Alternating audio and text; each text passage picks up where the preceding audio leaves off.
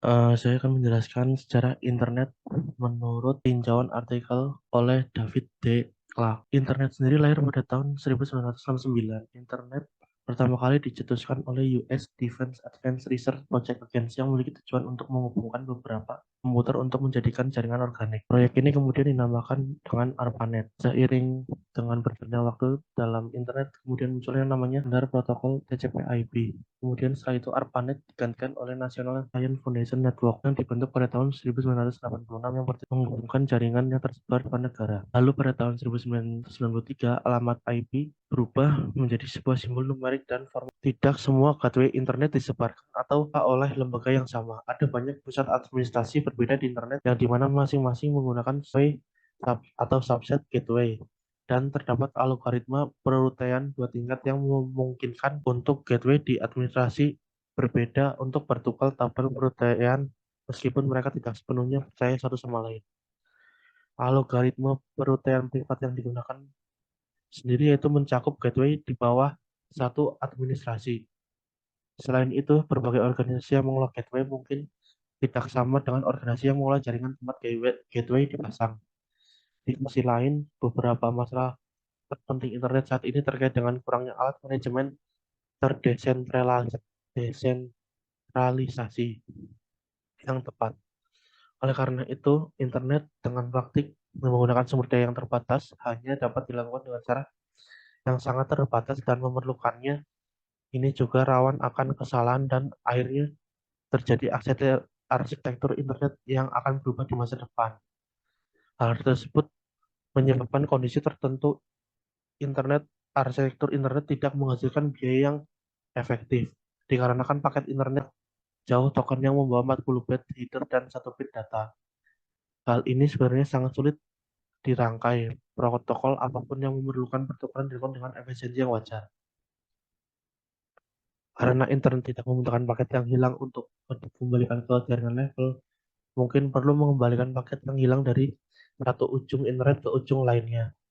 Bahwa paket yang ditransmisikan ulang dapat melintasi banyak paket yang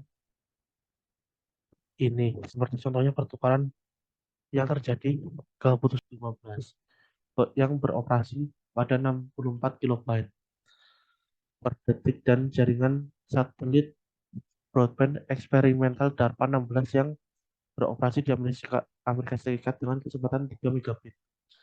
Kemudian ada jaringan radio paket DARPA dan jaringan radio paket eksperimental Inggris serta jaringan yang dikembangkan oleh operator radio amatir. Berbagai tautan serial mulai dari koneksi asinkron 1200 bit per detik dengan tautan T1 dan banyak fungsi ad hoc lainnya, termasuk komuter antar bus dan layanan transportasi yang disediakan oleh sirkuit jaringan penapisan dan lain. Arsitektur internet ini sendiri mencapai fleksibilitas ini dengan membuat asumsi minimal tentang fungsi yang disediakan oleh jaringan. Asumsi dasarnya adalah bahwa jaringan dapat membawa paket atau datagram. Paket harus berukuran wajar, mungkin setidaknya 100 byte, dan harus dikirimkan dengan keadaan yang masuk akal tetapi tidak sempurna. Juga fleksibilitas layanan yang ditawarkan.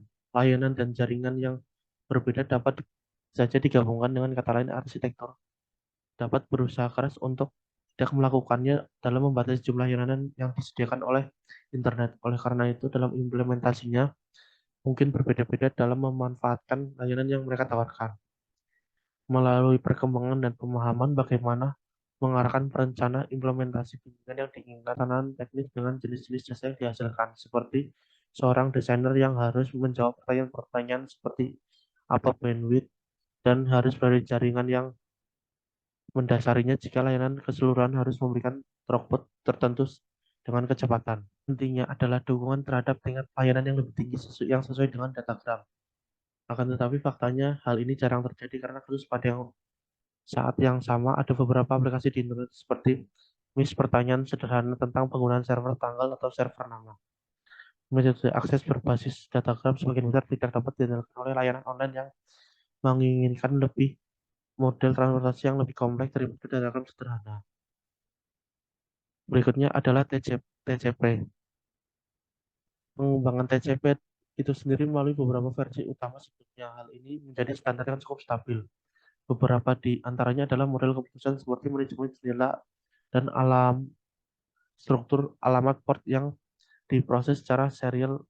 Informasi implementasi dipublikasikan sebagai bagian dari CP protokol manual, banyak digunakan dalam lingkungan komersial dan militer, dan melahirkan beberapa arsitektur yang baru dan serupa.